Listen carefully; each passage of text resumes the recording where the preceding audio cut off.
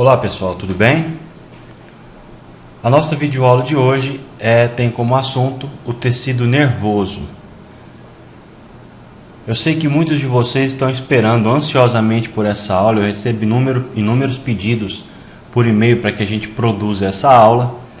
Eu não vou lembrar aqui o nome das pessoas, mas está aqui o que vocês me pediram e eu espero que seja útil, pois o objetivo é sempre esse: ajudá-los. Então, meu nome é Otávio Plazzi, sou professor do curso de Fisioterapia do SESUC e ministro da disciplina de Histologia e Embriologia. E hoje falaremos a respeito do tecido nervoso.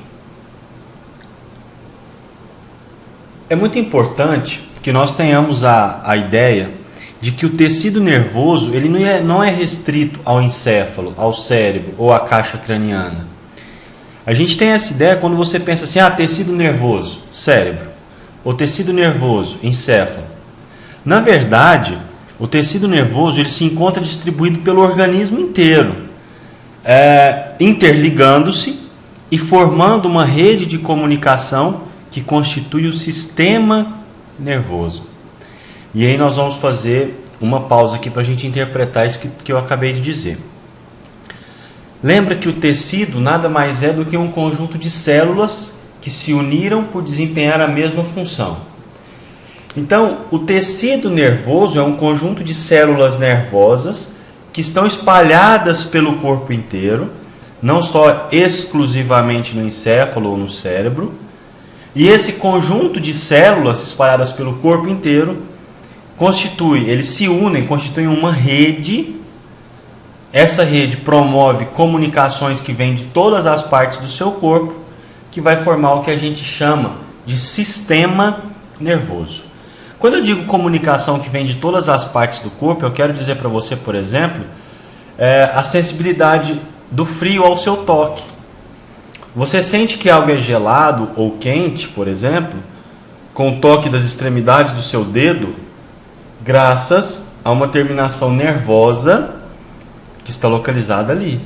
E essa informação ela vai ser interpretada lá no cérebro para que você quantifique o quanto está gelada ou o quanto está quente, mas a informação ela veio lá da extremidade do seu corpo, lá da pontinha do seu dedo.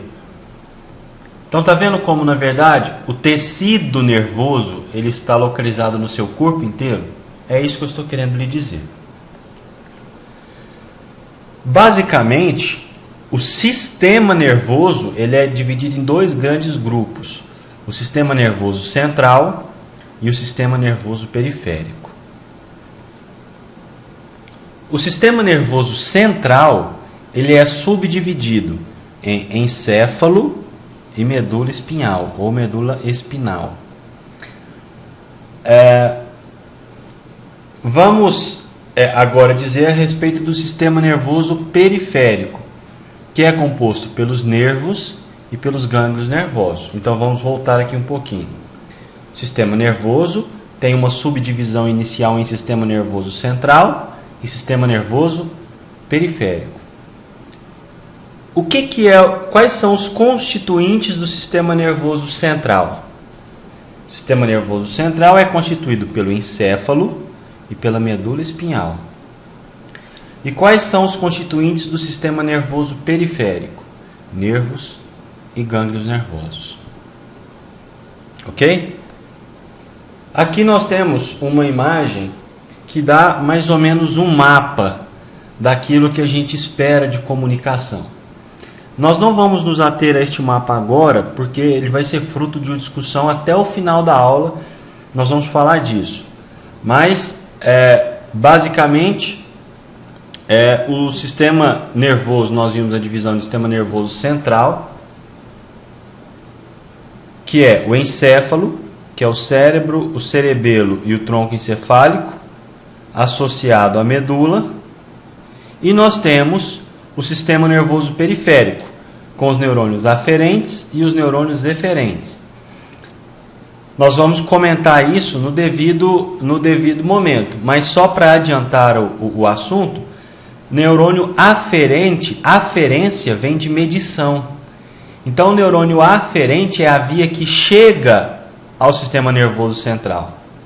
E o neurônio eferente vem de efetuação. Então, é o neurônio que sai do sistema para o órgão efetuador, que pode ser um músculo ou uma glândula, e aí a gente vai falar isso com mais detalhe. Ok? Então, vamos prosseguindo. O tecido nervoso, ele tem basicamente dois componentes, independente daquilo que a gente estiver falando. São eles neurônios, que são as células nervosas, e as células da glia ou neuróglia, que são células responsáveis por algumas características especiais que vão manter o funcionamento dos neurônios. Então, repetindo, os componentes do tecido nervoso básico são neurônios, que são as células nervosas propriamente ditas, e as células da glia ou neuróglio, que são células responsáveis pela manutenção do ambiente ideal para o desempenho da função dos neurônios, quer seja em nutrição, quer seja em proteção, e a gente vai falar disso no momento adequado. Então vamos falar do primeiro grupo de células que nós dissemos, que são os neurônios. Bom, os neurônios, eles são células muito conhecidas por nós alunos desde a época do colégio, desde a época da escola, em que a professora lá de ciências, depois a professora de biologia, fazia o desenho de uma célula que era constituída por um corpo, por prolongamentos que saem do corpo, chamado dendritos, por um único prolongamento que sai do corpo, um prolongamento maior chamado axônio, por ramos que saem desse axônio, chamado ramos colaterais, e os terminais sinápticos ou placas motoras.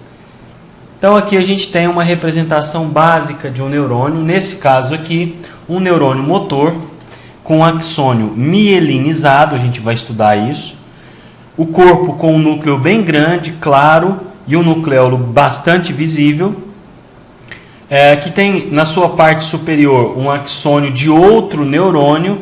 Então aqui a gente observa uma comunicação, tá? Então aqui vocês estão vendo um axônio de um outro neurônio, aderindo ou se aproximando do dendrito do axônio seguinte, formando uma comunicação. Essa comunicação a gente dá o nome de sinapse e nós vamos explicar ela logo adiante.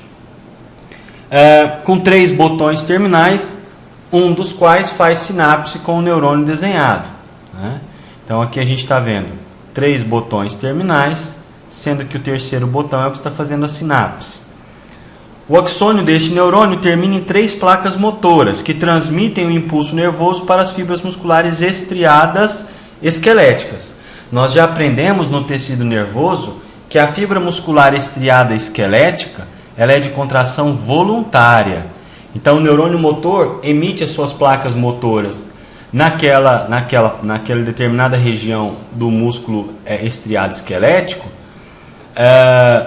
para realizar a contração. E essa contração ela é voluntária, ela é querida por quem está desempenhando essa contração.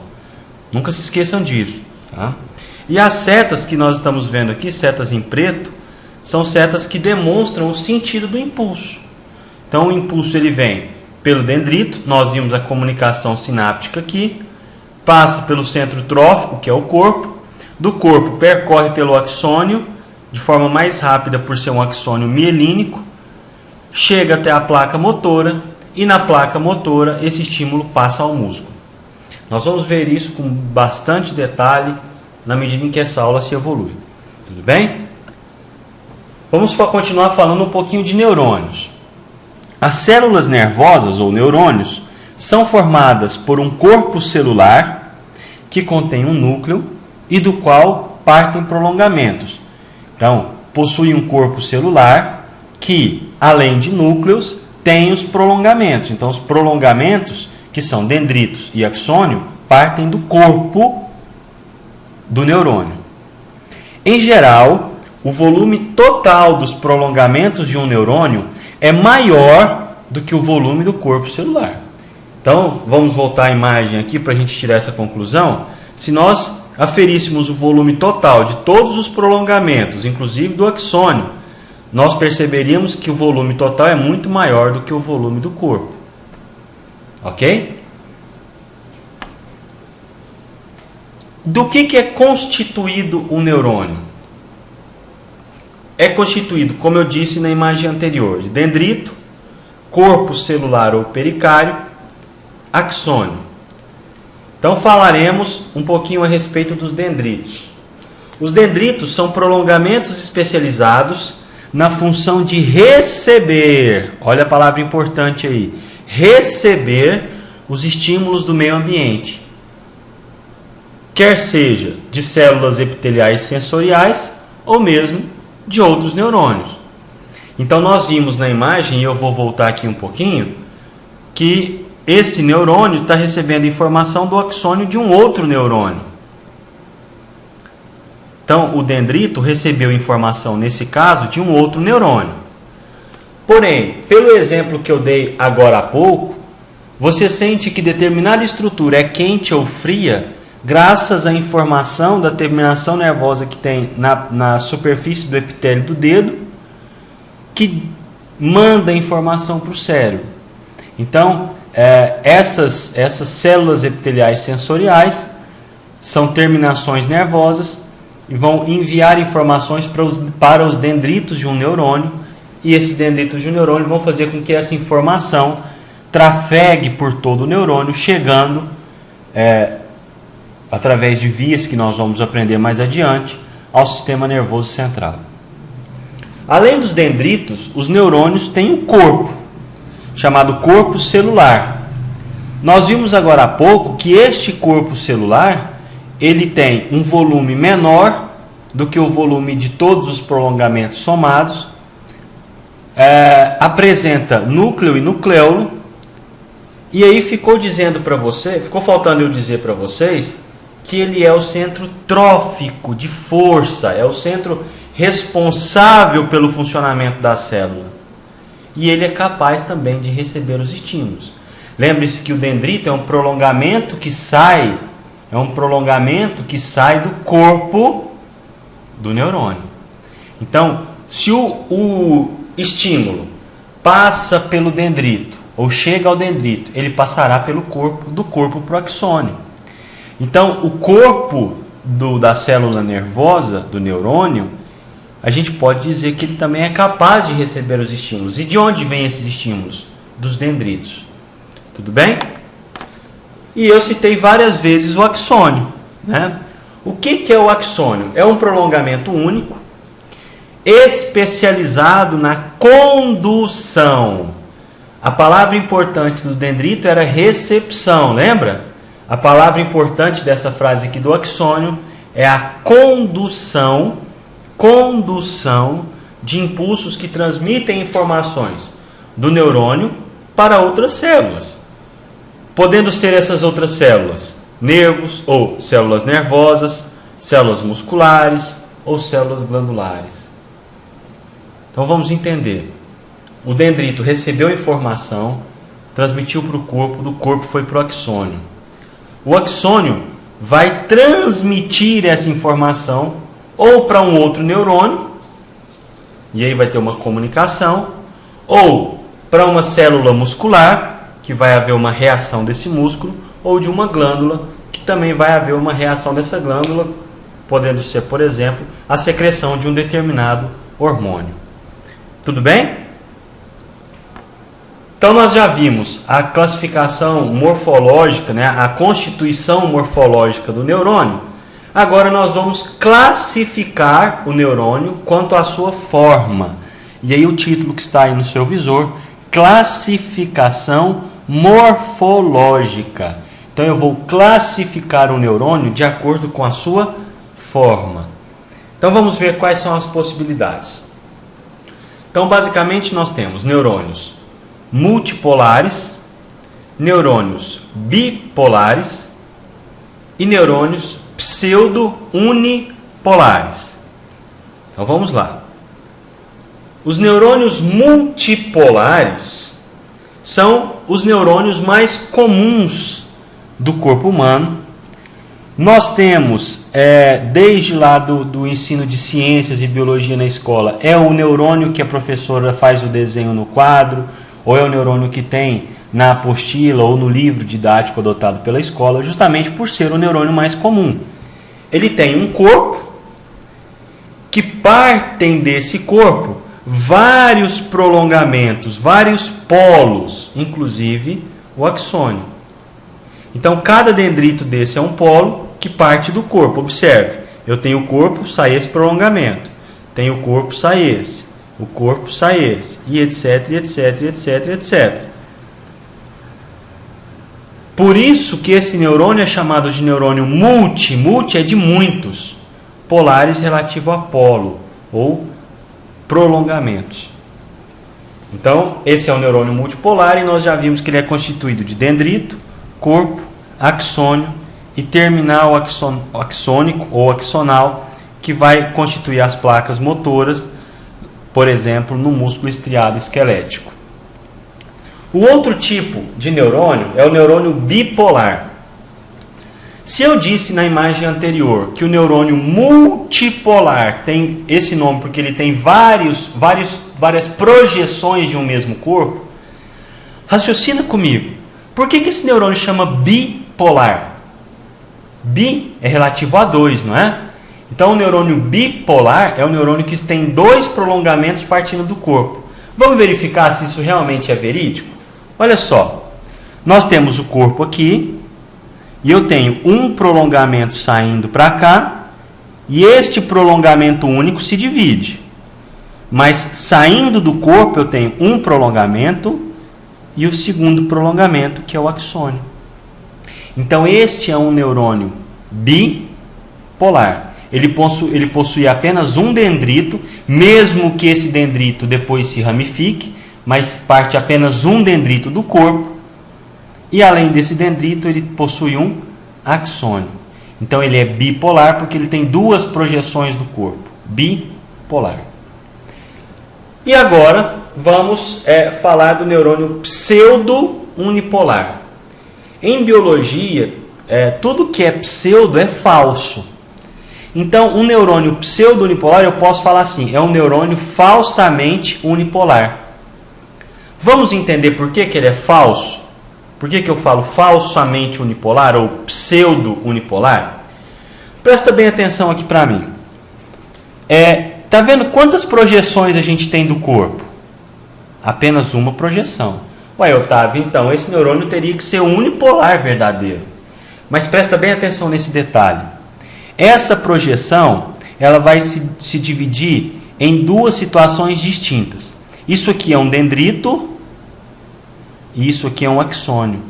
Elas partem da mesma projeção do corpo. Então eu não posso afirmar que é um neurônio unipolar, porque na verdade ele vai ter 2 projeções que partem de uma única. Mas eu também não posso dizer que é um neurônio bipolar, porque eu não tenho 2 projeções separadas como eu tenho na imagem anterior. Então eu tenho uma única imagem, uma única projeção do corpo, que depois se divide em 2 estruturas diferentes. Então eu tenho um neurônio pseudo-unipolar. E aí eu coloquei o texto aí ao lado. Olha só, próximo ao corpo apresenta um prolongamento único. Mas o prolongamento único, logo se divide em 2, dirigindo-se um ramo para a periferia e outro para o sistema nervoso central. Então eu não posso dizer nem que é um neurônio unipolar e nem que é um neurônio bipolar. Por isso que a classificação traz neurônio pseudo-unipolar. Tranquilos? Então, vamos continuar. E aqui a gente tem alguns exemplos, alguns desenhos demonstrando isso, né? Então, eu tenho aqui um neurônio multipolar. Aqui, eu também tenho o neurônio multipolar. Você tem várias projeções partindo do corpo. Aqui, idem. Aqui nós temos um neurônio pseudo-unipolar. Aqui nós temos um neurônio bipolar. E aqui nós temos um neurônio bipolar. Então, todos esses neurônios aqui são multipolares. Como é que a gente sabe que é multipolar? Basta que você veja a quantidade de prolongamentos que saem desse corpo, né? Mais de 2 prolongamentos a gente trata como neurônio mais de 2 prolongamentos a gente trata como neurônio multipolar. Falsamente, 1 prolongamento pseudo-unipolar e 2 prolongamentos neurônios bipolares. A grande maioria dos neurônios é multipolar, eu já disse isso para vocês, né? Então, você estudava lá na escola, nas aulas de ciências, de biologia, e a professora fazia um desenho, ou tinha no livro didático, um desenho de um neurônio multipolar. E aí você pensava naquela época que era o único tipo de neurônio que tem. Por que a sua professora te ensinava só um multipolar? Porque, na verdade, é o neurônio mais comum de nós termos no nosso corpo, né? Os neurônios bipolares são encontrados na retina dos olhos e na mucosa olfatória.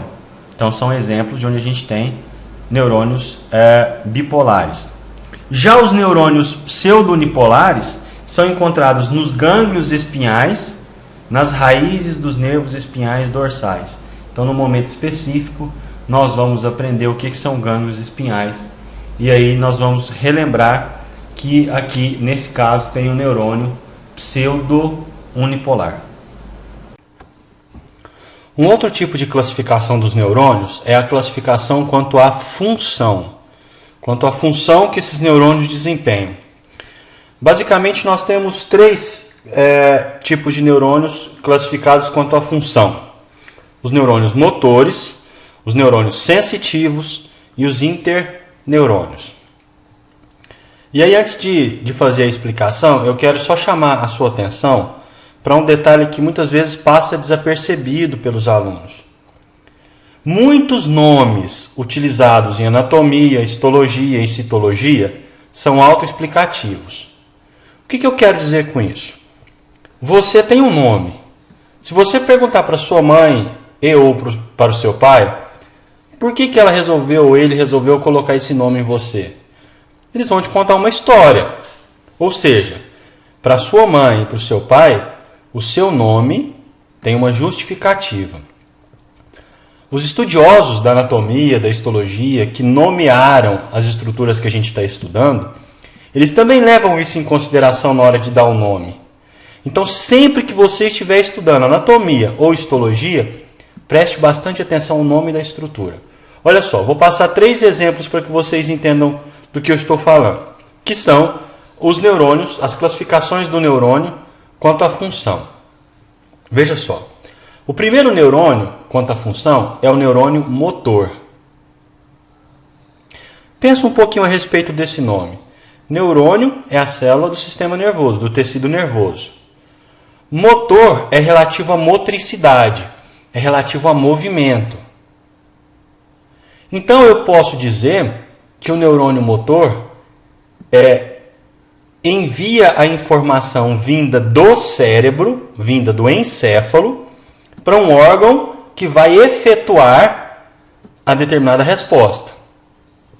Por exemplo, se você quer pegar determinado objeto que está ao alcance das suas mãos, o encéfalo envia uma ordem para o músculo ou para o grupo muscular que vai executar a função através de um neurônio motor. Por quê? Porque a função é uma motricidade, é um movimento. Partindo da mesma linha de raciocínio, olha o segundo nome do neurônio. Neurônio sensitivo.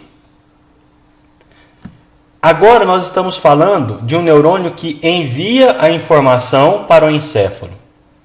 Lembra que no neurônio motor a informação é do encéfalo para o órgão efetuador. Agora o neurônio sensitivo vai levar um tipo de informação ao encéfalo. Informação do quê? Informação relativa à sensibilidade. Então, tato, sensibilidade tátil, sensibilidade térmica, sensibilidade dolorosa.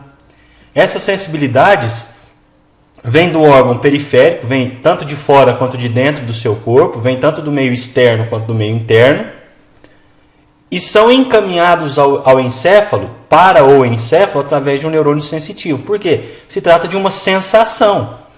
Então, o neurônio que conduz a sensação é o neurônio sensitivo.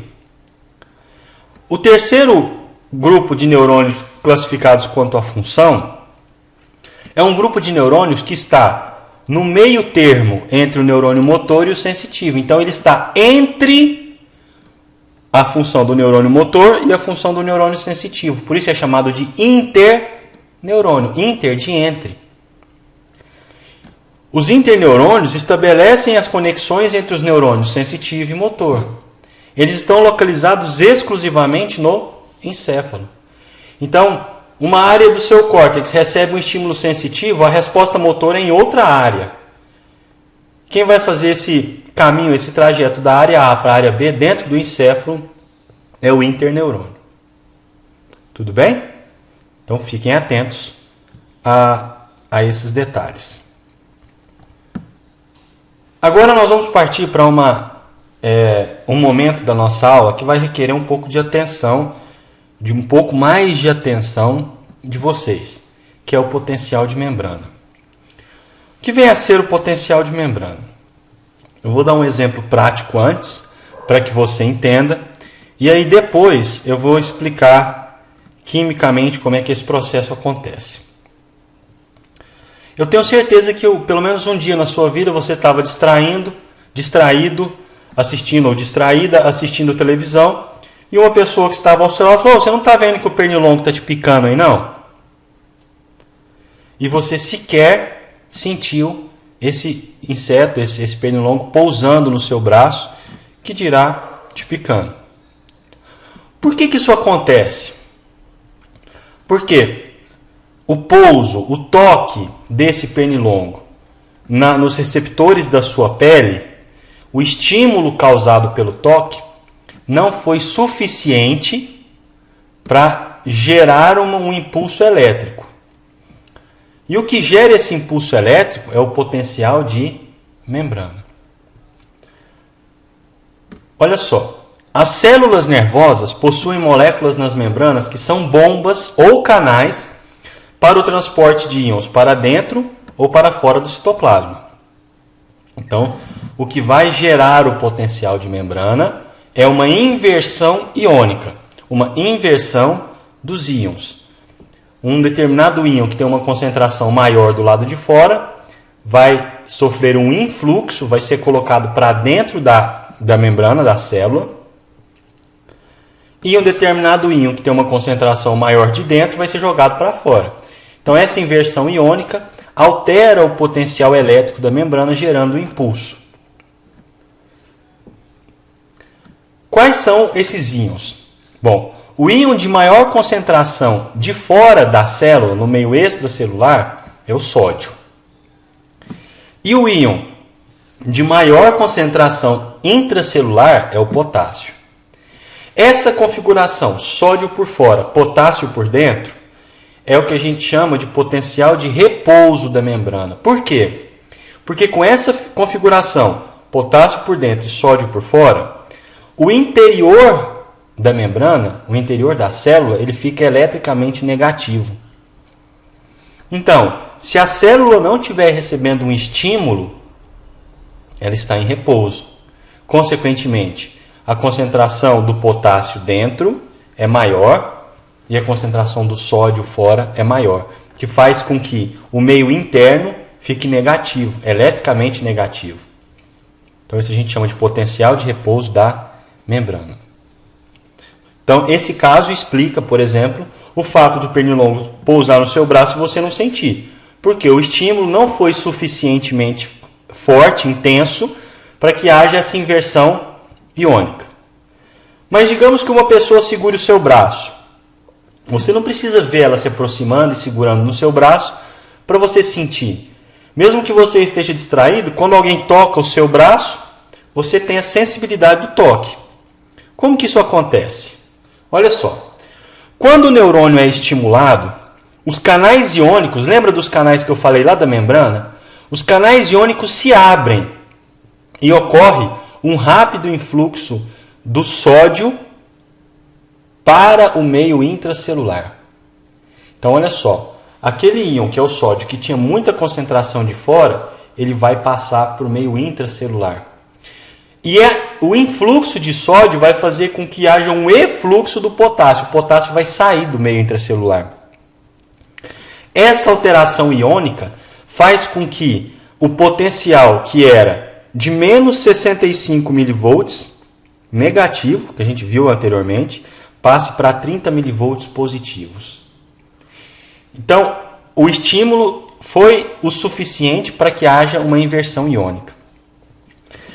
Quando acontece essa inversão iônica, o interior do axônio vai se tornar positivo em relação ao exterior. Por quê? Houve a inversão dos íons, originando o potencial de ação ou o impulso nervoso. Atingindo o potencial de mais 30 mV, os canais de sódio se fecham, tornando a membrana impermeável ao sódio, que vai fazer com que, novamente, esse potencial retorne em poucos milissegundos, com a abertura do canal do potássio, vai fazer com que o potencial iônico retorne negativo no meio interno e positivo no meio externo. E aí você tem a entrada e a saída desses íons como determinantes para a alteração da ionicidade celular, que vai gerar o impulso elétrico. Tem um GIF animado, um esquema aqui que vai mostrar isso para a gente muito claramente. Então observe, aqui eu estou falando, olha só, está falando aqui no GIF, o neurônio em repouso, sódio por fora, o potássio por dentro. Quando vem o impulso nervoso, que vocês estão vendo passando aqui, então vamos aguardar que aconteça de novo, o neurônio em repouso, o impulso nervoso ao estímulo nervoso, uma inversão iônica, o potássio para fora e o sódio para dentro, até que o estímulo cesse e essa inversão seja retrocedida. Então é exatamente o que está mostrando nessa animação. Ok? Mas de nada adiantaria que nós tivéssemos a origem do impulso se esse impulso não fosse transmitido. De nada adiantaria. Então, o impulso seria gerado, mas ele ficaria preso ali. Não chegaria, por exemplo, aquela sensação ao encéfalo. Para que isso aconteça, ocorre um fenômeno chamado de comunicação sináptica ou sinapse.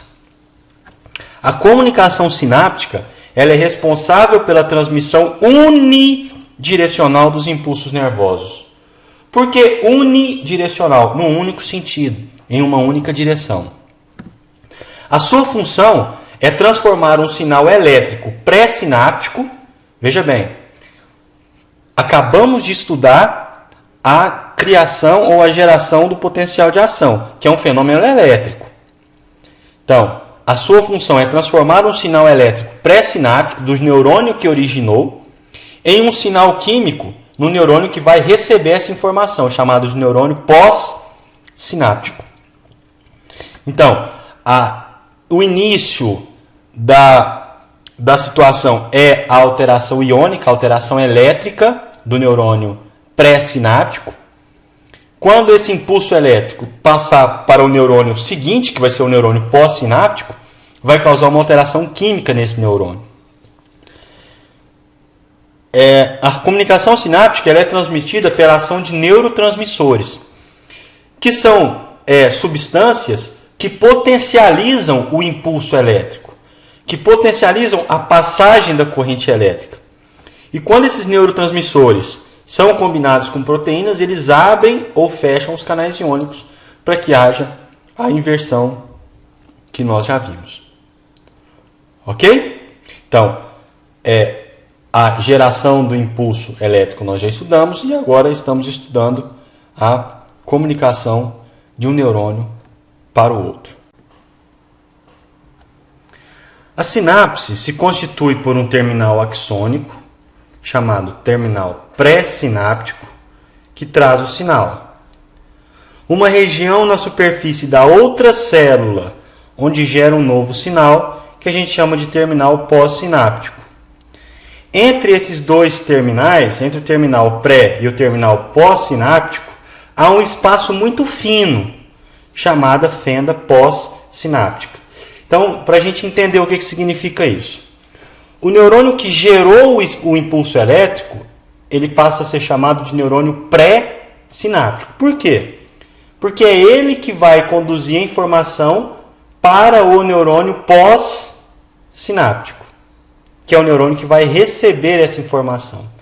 Agora, veja só, quando há essa comunicação de um neurônio para o outro, o axônio de um não cola no dendrito do outro, fica um espaço entre os dois. A gente chama esse espaço entre os dois de fenda pós-sináptica. Ok? Então, as sinapses elas podem ser sinapses axossomáticas, de um axônio com um corpo celular. Eu disse para vocês que o corpo celular também pode receber impulsos. Axodendrítica, do axônio com um dendrito, e de um axônio com outro axônio, chamado axoaxônica. Observe que, independente do tipo de sinapse que a gente estiver falando, esse aqui seria o neurônio pré-sináptico e esse aqui o neurônio pós-sináptico. Observe que existe um espaço entre os dois. Essas vesículas que estão aqui dentro, elas contêm muito neurotransmissor. O neurotransmissor é um condutor de energia elétrica. Então, no momento em que vai ocorrer a sinapse, ocorre a alteração elétrica aqui. O neurotransmissor é despejado aqui na fenda pré-sináptica e o impulso elétrico vai chegar nesse neurônio causando uma alteração química. Qual que é a alteração química que esse impulso elétrico vai gerar? A inversão do sódio com o potássio. E aí, esse neurônio que recebeu, se ele for transmitir para outro, ele vai passar a ser chamado de neurônio pré-sináptico e o próximo de neurônio pós-sináptico. Ficou claro? Espero que sim, né? Além das sinapses químicas, existem as sinapses elétricas, em que as células nervosas se unem por junções comunicantes, e nós já vimos junções comunicantes na aula de tecido muscular, mais especificamente, mais precisamente no tecido muscular cardíaco, tá? Possibilitando a passagem de íons de uma célula para outra. Então, existem canais que permitem a comunicação elétrica de uma célula para outra. Apesar dessas sinapses serem raras em mamíferos, elas são muito presentes nos vertebrados inferiores e nos invertebrados. Então, normalmente, a sinapse dos mamíferos, que a gente fala, a sinapse do mamífero é a sinapse elétrica que se transforma na sinapse química. É o estímulo elétrico que se transforma na sinapse química. Porém, em outros animais, é possível que o impulso elétrico passe de uma célula para outra através de canais comunicantes, né? E aí nós já vimos esses canais comunicantes na aula de tecido muscular, mais especificamente no músculo cardíaco. Ok? Bom, então nós finalizamos o assunto neurônio. Nós vimos as classificações do neurônio, vimos a morfologia do neurônio, falamos tudo sobre o neurônio. E eu disse lá no início da aula que o tecido nervoso ele é constituído de neurônios e de células da glia. Então nós já concluímos os neurônios, falaremos agora das células da glia ou neuróglias. Define-se por glia ou neuróglia as células com funções próprias que são encontradas no sistema nervoso central, mas também tem algumas do sistema nervoso periférico. A gente vai ver isso. Para cada neurônio no sistema nervoso central, existem 10 células da glia. Então, para cada neurônio, tem mais ou menos 10 células da glia. Porém, ocupam a metade do tecido devido ao seu tamanho em menor escala. Então, a célula da glia ela é muito menor, 1/10 do tamanho, metade do tamanho de uma célula nervosa, por exemplo. Então, por isso que tem muitas células, mas que ocupam metade do espaço. Então, para cada neurônio no sistema nervoso central, tem em média 10 células da glia. Eu disse para vocês, quando nós introduzimos o assunto células da glia, que elas fornecem um microambiente adequado para os neurônios desempenharem a sua função. E nós acabamos de ver que as funções dos neurônios são basicamente gerar e conduzir impulso elétrico, né? Então, as células da glia proporcionam um ambiente adequado para isso. De que forma? Cada célula tem a sua especialidade. A primeira que nós vamos estudar são os oligodendrócitos. Mais uma vez eu vou chamar a sua atenção para o nome da célula. Oligo é pouco, dendro de dendrito, citocélula. Então, é uma célula com poucos dendritos. Vamos confirmar aqui no desenho se realmente tem poucos? Olha só, um corpo com pouquíssimos prolongamentos. Se nós compararmos, por exemplo, ao neurônio multipolar, que tem inúmeros prolongamentos, a gente consegue perceber por que essa célula é chamada de oligodendrócitos. Célula com poucos dendritos. Ok? Qual é a função dos oligodendrócitos? Nós vimos anteriormente que alguns axônios são mielinizados. A mielina é uma gordura que acelera a condução do impulso por aquele axônio que a tem. Então, os axônios mielínicos conduzem o impulso de forma mais rápida do que os axônios amielínicos. Tudo bem? Se tem mielina, mais rápido. Se não tem, é mais lenta. Os oligodendrócitos são as células que vão produzir a bainha de mielina nos neurônios que estão no sistema nervoso central. Atenção! Os oligodendrócitos produzem as bainhas de mielina para os neurônios do sistema nervoso central. Tem prolongamentos que se enrolam em volta dos axônios, produzindo a bainha de mielina. Então, olha só. A gente tem aqui um oligodendrócito e nós temos aqui vários axônios. Ou seja, um único oligodendrócito produz a bainha de mielina para vários axônios. Aqui nós temos, nesse desenho, o axônio ao centro e toda essa estrutura amarelada aqui é a gordura chamada bainha de mielina. Tudo bem? Essas dilatações aqui são os nódulos de Ranvier. O impulso elétrico transita mais rápido no neurônio porque eles pulam de nódulo em nódulo. Eles não percorrem linearmente o axônio. Então, desse nódulo, ele vai pular para o próximo, e para o próximo, e para o próximo, e para o próximo, e para o próximo, de forma que a condução do impulso vai se dar de forma mais rápida. Então, olha o que eu coloquei com o texto aqui. A bainha de mielina do sistema nervoso central, onde um único oligodendrócito, por seus prolongamentos, forma bainhas para diversas fibras nervosas, como eu já havia dito para vocês.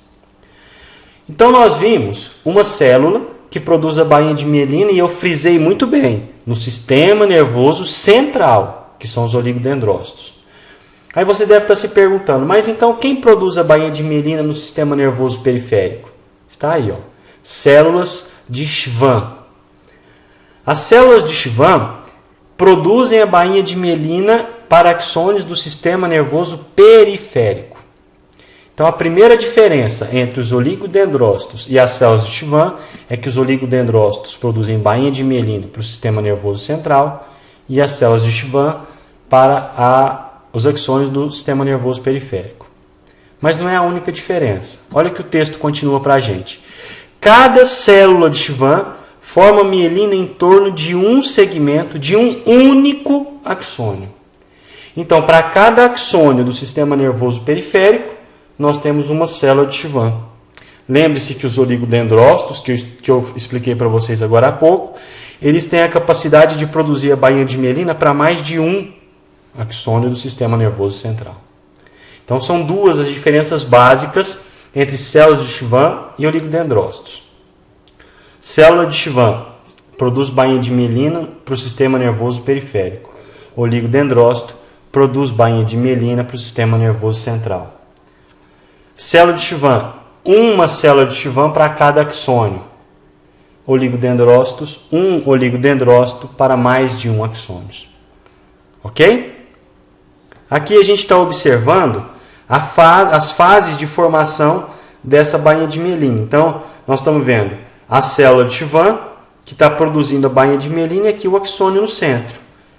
Numa porção mais final dessa repercussão, a célula de Schwann continua aqui, o axônio já está totalmente envolvido pela bainha de mielina. Ok? Uma outra célula é chamada de astrócito.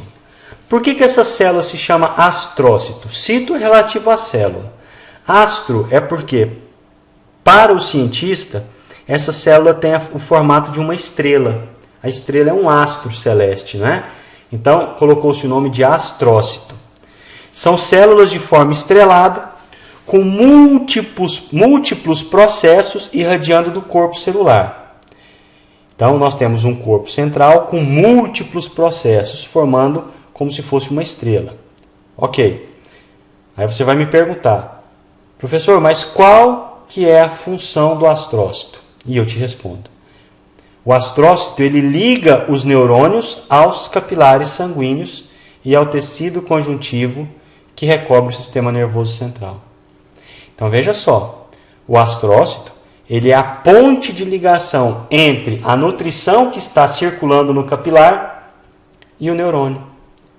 Então, o oxigênio do qual os neurônios precisam, o oxigênio, a glicose, vem do capilar sanguíneo, do sangue que está transitando num capilar sanguíneo.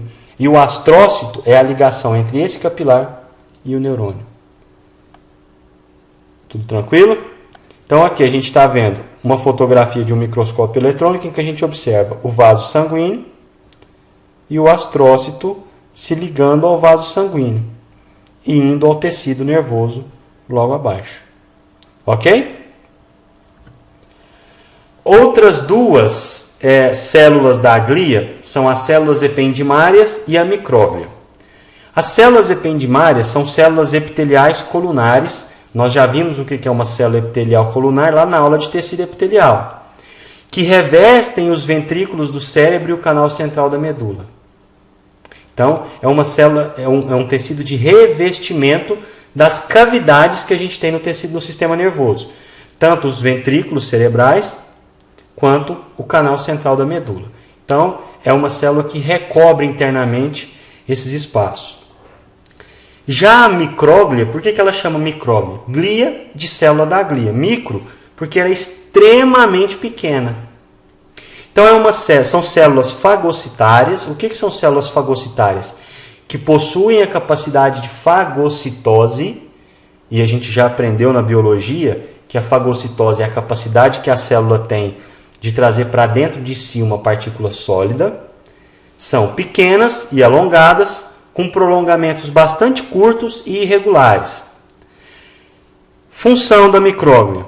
Elas participam na inflamação, na reação inflamatória e na reparação do tecido nervoso. Então, as micróglias são células de defesa e de reparo do tecido nervoso. Elas regulam o processo imunitário e, por serem fagocitárias, removem o resto celular. Certinho, pessoal? Então, a micróglia tem a ver com a defesa e a remoção de células mortas, de restos celulares mortos. Tudo bem?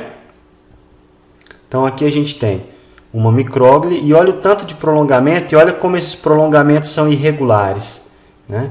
Então, aqui a gente tem a micróglia ou microglia, tá? Vocês podem encontrar professores falando das duas formas.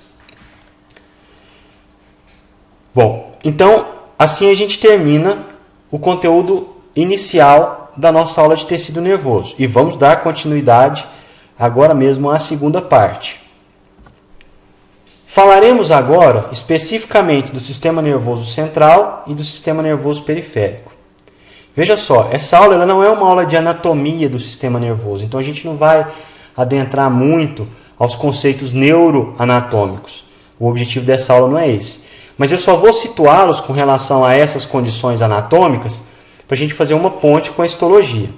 Ok? Então, o sistema nervoso central, nós já vimos que é constituído por encéfalo e medula espinhal, que o encéfalo é constituído de cérebro, cerebelo e o tronco encefálico, que é a transição entre o encéfalo e a medula espinhal. Essa é uma imagem, né, disponível na mídia de internet, que mostra exatamente o encéfalo com o cérebro, o cerebelo e aqui o tronco encefálico. Daqui para baixo a gente tem a medula espinhal. Então nós estamos vendo o sistema nervoso central. Ok? Retirado o encéfalo da caixa craniana, a gente tem a mesma imagem. O encéfalo ou o córtex, o cerebelo, aqui o tronco encefálico, que a gente tem três estruturas, mesencéfalo, ponte e bulbo, e aqui a gente tem a medula espinhal. Volto a repetir, cada estrutura dessa macroscópica, vocês estudarão isso na disciplina de neuroanatomia, não é função da histologia explicar isso, por isso nós não abordaremos. Numa vista posterior, em que a gente consegue ver os dois hemisférios, tanto os dois hemisférios cerebrais, quanto os dois hemisférios cerebelares, que constituem o encéfalo.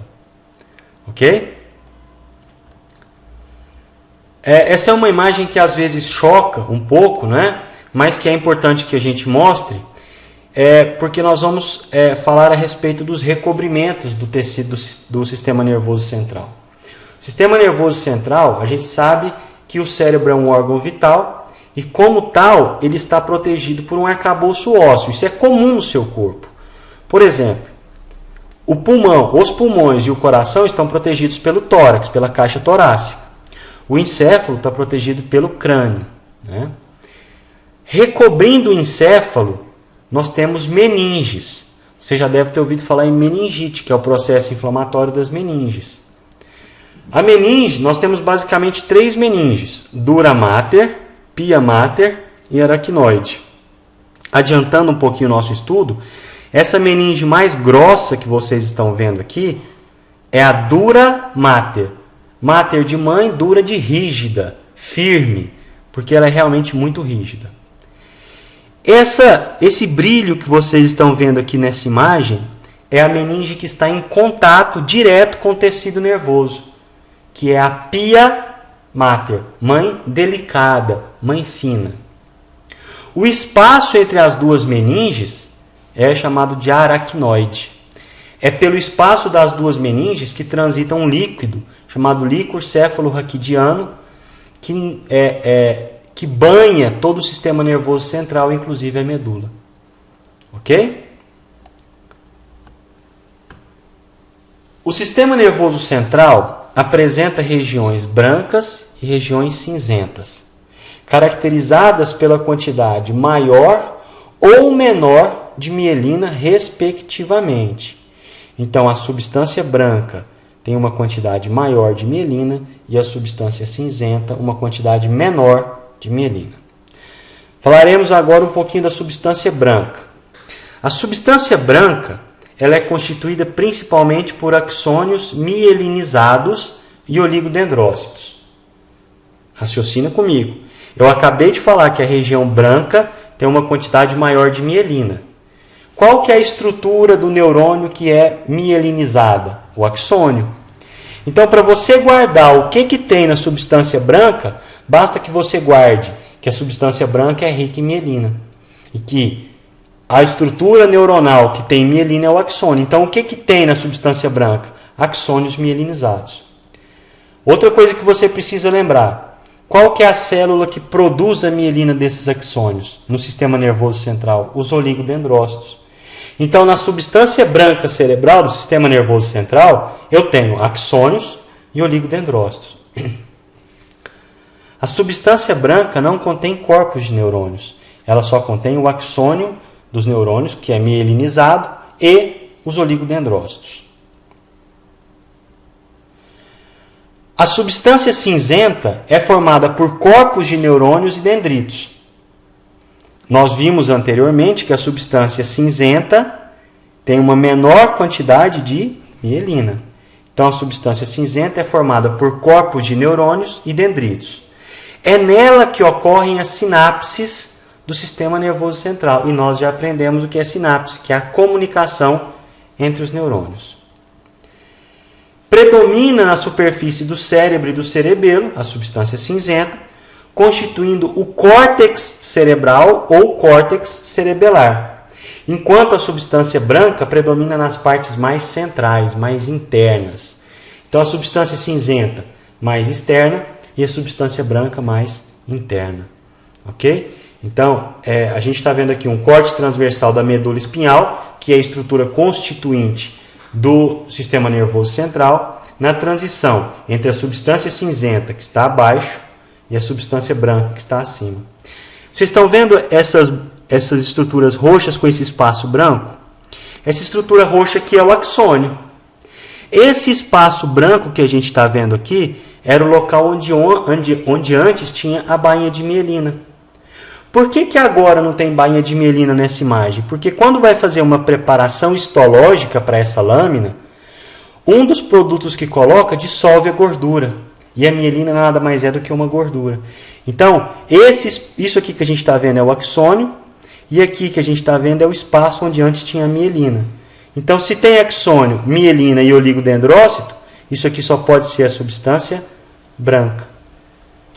Olha o tamanho desse corpo desse neurônio. Aqui o núcleo, o nucléolo. Se tem corpo de neurônio, nós já vimos que só pode ser a substância cinzenta. Ok? Os neurônios de certas regiões do córtex cerebral recebem e processam impulsos aferentes. Lembra que eu falei no primeiro slide da aula? Neurônio aferente, aferir vem de medir. Medir é medir alguma sensibilidade. Então, o impulso aferente vem pelo neurônio sensitivo. Em outras regiões, recebem e processam impulsos eferentes. Eferentes no sentido de efetuação, no sentido de motricidade. Quem vai conduzir isso é o neurônio motor. Em cortes transversais da medula espinhal, a substância branca se localiza externamente e a cinzenta internamente, com a forma de uma letra H. Né? O traço horizontal do H apresenta um orifício, que é um corte do canal central da medula. Então a gente está vendo o H central da medula, e aqui a gente está vendo a substância cinzenta no centro e a substância branca na periferia. Tudo bem? Então esse é um corte específico de medula. Anatomicamente, a medula nervosa é dividida em cornos. Corno anterior e corno posterior. O corno anterior é de onde emergem os neurônios motores, cujos axônios dão origem aos nervos raquidianos, nervos medulares. Então, corno anterior, neurônio motor. E aqui vai uma dica para você guardar isso, para você não esquecer. Eu te pergunto, aonde fica o motor do seu carro? Na frente, anterior, ou atrás, posterior? Aí você vai falar assim para mim, Otávio, depende. Se eu tiver um Fusca, o motor do Fusca é atrás. Mas veja bem, nós estamos falando de carro. Fusca não é carro, Fusca é paixão. Então, os carros de hoje em dia, o motor estão na frente. Então, faça essa correlação. Corno anterior da medula, neurônio motor. Porque o motor, você vai lembrar que o motor do carro fica na frente. Já o corno posterior recebe a via sensitiva ou aferente. Aqui nós estamos vendo uma medula nervosa. O que está sendo rebatido aqui é a dura mater, que é a meninge mais externa, para a gente conseguir ver a medula. E aqui são os nervos saindo da medula. Tá? Então, observa aqui. Esse é um corte da medula. A gente tem a raiz sensitiva chegando lá no corno posterior da medula. E a raiz motora chegando no corno anterior da medula. Quando você for estudar a neuroanatomia, você vai ver que existem vias, tratos e uma série de estruturas que você precisa se lembrar disso. Corno posterior, raiz sensitiva. Corno anterior, raiz motora. Ok? Já adiantei esse assunto com vocês e nós vamos agora aprofundar um pouquinho, falando a respeito das meninges do sistema nervoso central. Falei para vocês que nós temos 3 camadas de recobrimento, uma camada externa, uma camada intermediária e uma camada interna. Essas meninges elas são constituídas de tecido conjuntivo. Nós já aprendemos as características do tecido conjuntivo na aula de tecido conjuntivo. E recobrem o sistema nervoso central. As meninges estão constituídas em 3 camadas, que de fora para dentro são, dura mater, aracnoide e pia mater. Então vamos falar um pouquinho da dura mater, que é a meninge mais externa. Ela é formada por tecido conjuntivo denso. Tá vendo o nome? Dura mater, mãe rígida, tecido conjuntivo denso. Ela é unida ao periósteo do crânio. Então ela está em contato externo. No contato externo, está externamente ao tecido nervoso, mais distal do tecido nervoso, e está em contato com o periósteo do crânio. Veja bem, quando eu falo externamente, eu não estou falando fora do crânio. Eu disse que é a meninge mais externa, está mais distal do tecido nervoso, em contato com a face interna do crânio, através do periósteo. Na medula, ele não se une ao periósteo das vértebras, só se une ao periósteo do crânio. Então aqui a gente está vendo, olha, esse tecido grosso externo aqui, o encéfalo está aqui dentro, ó. Então tudo isso aqui é dura mater. Olha o cerebelo recoberto pela dura mater, olha a medula nervosa recoberta pela dura mater. Então é uma meninge de tecido conjuntivo denso, das 3 meninges cerebrais é a mais externa. Tudo bem? A aracnoide. A aracnoide, ela se apresenta em 2 partes. Ela é um espaço, na verdade. Uma parte da aracnoide, uma parte desse espaço, está em contato com a dura mater, que é a meninge externa. Outra em contato com a pia mater, que é a meninge interna. É formada por tecido conjuntivo sem vascularização, como se fosse um tecido conjuntivo reticular. E aí, como forma uma trança, como se fosse uma teia de aranha, o nome é aracnoide. As suas superfícies são revestidas por epitélio simples pavimentoso e é nela, como eu já disse para vocês, que circula o líquido céfalo-raquidiano.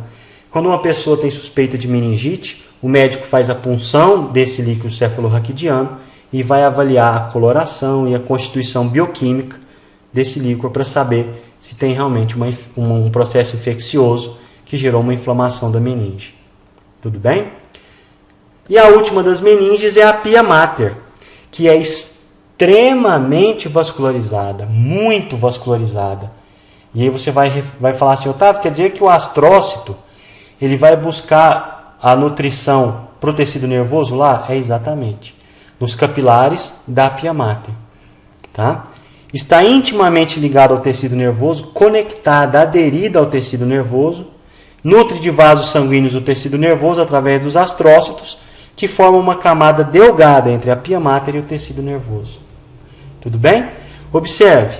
Estão vendo que essa foto tem um brilho diferente? Isso aqui é porque o flash, quando disparou, marcou muito bem a pia mater, que é um tecido muito delgado, por isso chama pia mater, mãe fina, mãe delicada, que recobre intimamente o tecido nervoso. Olha como é extremamente vascularizado. Olha o tanto de vasos sanguíneos. Ok? Bom, assim a gente conclui o nosso bate-papo de sistema nervoso central. E agora vamos concluir o conteúdo falando a respeito do sistema nervoso periférico. O sistema nervoso periférico é constituído basicamente por nervos, gânglios e terminações nervosas. Os nervos nada mais são do que um conjunto de fibras nervosas envolvidas por tecido conjuntivo. E aí eu vou te chamar pela memória para que você faça uma correlação. Você lembra que quando a gente estudou lá no tecido muscular, eu falei que o tendão nada mais é do que uma continuidade das camadas que recobrem o ventre? E que aí vem o colágeno e junta tudo? O nervo nada mais é do que um conjunto de fibras que são envolvidos por tecido conjuntivo. E o tecido conjuntivo rico em colágeno. Colágeno nós vimos que é uma proteína que dá bastante resistência ao tecido. As fibras nervosas elas podem ser mielínicas, dotadas de bainha de mielina, e nós já vimos o que acontece se for mielínica, ou amielínicas. Então a fibra nervosa mielínica tem uma condução mais rápida do que uma fibra amielínica. Ambas ocorrendo tanto no sistema nervoso central quanto no periférico. Vamos falar um pouquinho de nervos. Os nervos nada mais são do que um conjunto de fibras nervosas. Traçando um paralelo, da mesma forma que o músculo nada mais é do que um conjunto de fibras musculares. Ok? Então, nervos nada mais é do que um conjunto de fibras nervosas. São esbranquiçados devido à sua junção de mielina e colágeno, que é uma proteína que vai dar resistência a essa fibra nervosa. Então, observe, nós estamos vendo a medula, aqui as raízes nervosas e aqui a gente está vendo um nervo, olha só, saindo da medula. Em cada segmento, em cada vértebra, sai um par de nervos. Ok? O nervo é revestido externamente por uma densa camada de tecido conjuntivo denominada epineuro. Cada um dos conjuntos de fibra, dos feixes de fibra, é revestido pelo perineuro. E cada fibra nervosa é revestida pelo endoneuro. Nós fizemos uma explicação semelhante quando nós estudamos a fibra muscular esquelética, na nossa videoaula de fibra muscular esquelética, que nós tínhamos epimísio, perimísio e endomísio. Agora, como não se refere a músculo, sai o sufixo mísio e entra neuro. Epineuro, perineuro e endoneuro. E aí, para você entender, eu sempre faço uma analogia. Imagine que você vai ao supermercado e compre uma caixa de pacote de macarrão. Então você chega na sua casa com uma caixa de papelão fechada, cheia de pacotes de macarrão. A caixa de papelão é como se fosse o epineuro do nervo. O nervo inteirinho por fora ele é recoberto pelo epineuro. O nervo externamente, o nervo inteiro é recoberto pelo epineuro. É como se fosse a caixa de papelão. Se você tirar a caixa de papelão, existem vários pacotes de macarrão lá dentro. Não é isso? Cada pacote que você pega de macarrão é como se fosse um conjunto de fibras. O plástico que envolve o pacote em si, o pacote em si é como se fosse o perineuro, que pega um conjunto de fibras nervosas e coloca junto. Se você tirar o plástico, você vai ter cada fio de macarrão lá dentro, não é?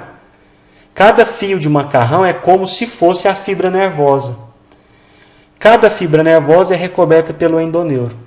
Então, fazendo essa analogia entre a caixa de pacotes de macarrão e a fibra nervosa, você entende muito bem. Epineuro, recobrimento externo, perineuro, recobrimento do conjunto de fibras e endoneuro, recobrimento de cada fibra que constitui o nervo. Então, aqui a gente tem essa representação. Olha só. Epineuro recobrindo o nervo externamente. Se vocês observarem aqui, epineuro, né? Recobrindo externamente. Se você observar, tá vendo que tem um tracinho preto que está pegando um monte de fibras nervosas? Esse envoltório preto aqui é o endoneuro. Desculpa. É o perineuro. Então, vamos repetir. O epineuro recobre o nervo externamente, o perineuro o conjunto de fibras e o endoneuro recobre cada fibra. Está vendo que cada fibrinha dessa aqui, pessoal, tem uma bolinha preta? Cada bolinha preta dessa é recoberta pelo endoneuro. Então, olha aqui, epineuro externamente, perineuro conjunto, endoneuro cada fibra. Falamos em nervos, temos que falar em gânglios, que é o outro constituinte do sistema nervoso periférico. Os gânglios são acúmulos de neurônios localizados fora do sistema nervoso central. Então, os neurônios, os corpos dos neurônios, fora do sistema nervoso central, se localizam nos gânglios. São órgãos esféricos protegidos por cápsulas conjuntivas. Conforme a direção do impulso, os gânglios podem ser aferentes ou eferentes. Se o gânglio estiver num local de impulso aferente, ou seja, de sensibilidade, é gânglio aferente. Se ele estiver num local de impulso eferente, é gânglio eferente. Lembrando que impulso eferente é impulso motor. O sistema nervoso autônomo é um membro constituinte do sistema nervoso periférico. Então, quando a gente fala de sistema nervoso autônomo, nós estamos nos referindo ao sistema nervoso periférico. O sistema nervoso autônomo é responsável pelo controle da musculatura lisa, ritmo cardíaco e secreção de algumas glândulas. Nós vimos lá na aula de tecido muscular. Músculo cardíaco e músculo liso é de contração involuntária. Então, se eu falo sistema nervoso autônomo, algo que é autônomo age por si só, alheio à vontade. Então, o sistema nervoso autônomo controla aquilo que não é controlado voluntariamente pelo indivíduo. Então, musculatura lisa, ritmo cardíaco e secreção glandular, quem controla é o sistema nervoso autônomo. O sistema nervoso autônomo, ajusta as funções orgânicas, mantendo o meio interno em equilíbrio. A gente chama esse equilíbrio do meio interno de homeostase. E é formado basicamente por sistema nervoso autônomo simpático e sistema nervoso autônomo parasimpático. O sistema nervoso simpático, autônomo simpático, os núcleos dele se localizam nas porções torácica e lombar da medula espinhal. Mediante a liberação de substâncias químicas, como por exemplo a adrenalina e a noradrenalina, esse sistema tem um caráter excitatório. Então, se tiver que aumentar a frequência cardíaca, aumentar a frequência respiratória, aumentar o peristaltismo, aumentar qualquer coisa que não é controlado voluntariamente, o sistema nervoso simpático vai liberar a adrenalina, que é um hormônio excitatório, e esse hormônio vai atuar na fibra lisa ou na fibra cardíaca, acelerando. Quando passa o estímulo que fazia com que fosse acelerado, por exemplo, você parou de correr, seu coração não precisa continuar batendo rápido. Aí o sistema nervoso parasimpático, cujos núcleos se situam no encéfalo e na porção sacral da medula espinhal, libera o mediador químico acetilcolina, que vai denotar um caráter inibitório. Então, se a sua frequência cardíaca estava acelerada porque o sistema nervoso simpático liberou adrenalina, o sistema nervoso parasimpático vai liberar acetilcolina, que vai bloquear essa excitação, fazendo com que haja um caráter de inibição, diminuindo assim a frequência cardíaca.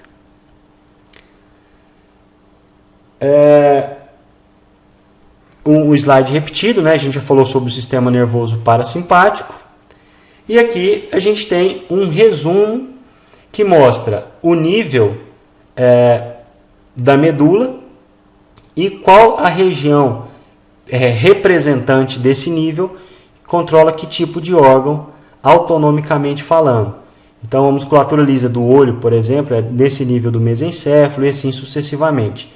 Com calma, vocês podem observar isso aqui, mas esse tipo de situação vai ser explorada para vocês na disciplina de neuroanatomia. A princípio, a gente não tem que aprofundar nisso aí. Ok? Bom, então assim a gente finaliza a tão esperada aula de tecido nervoso. Eu gostaria de agradecer a sua atenção, agradecer os inúmeros e-mails que eu recebo, e-mails até de outros países que têm me estimulado a continuar. Peço que você me mande e-mails, né, para me dizer o que está achando. Se você encontrou algum erro, porque a gente pode cometer erros, você, por favor, me corrija, pode ser no YouTube ou me corrija por e-mail, que eu faça a correção necessária e vou citar você e te agradecer pela correção que você fez, ok? Então, o meu e-mail é prof.otavioplase@gmail.com. Gostaria que você me seguisse no Twitter, @otavioplase, e o meu blog, www.otavioplase.blogspot.com. Mais uma vez, muito obrigado pela atenção e eu aguardo os comentários de vocês. Bons estudos e não esqueçam, esse material não pode ser a sua única fonte de consulta. Busque livros, leia o livro do Junqueira e Carneiro, vá à biblioteca da sua faculdade, busque esse tipo de conhecimento. Ok? Um grande abraço a todos e até breve.